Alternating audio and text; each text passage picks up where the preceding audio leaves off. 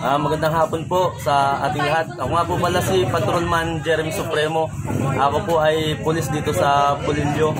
At ako po ay naka-assign bilang PCR or Police Community Relations.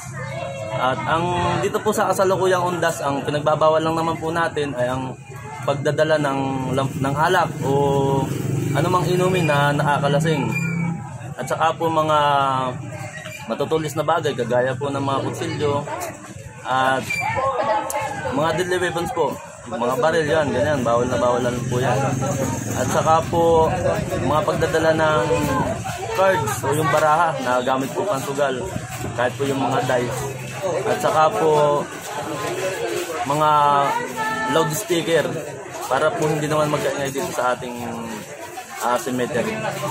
Sa kasalukuyan naman po ay okay naman po ang takbo dito ng undas, payapa naman po at wala naman pong masyadong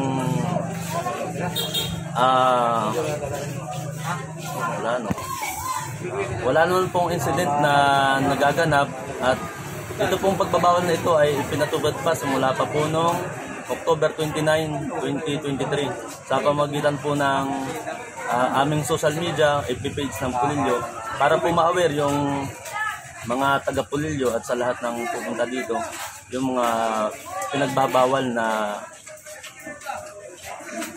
mga gawain at ay ipapatupad hanggang sa matapos itong undas hanggang November 4 po, 2023. Yun po at maraming salamat.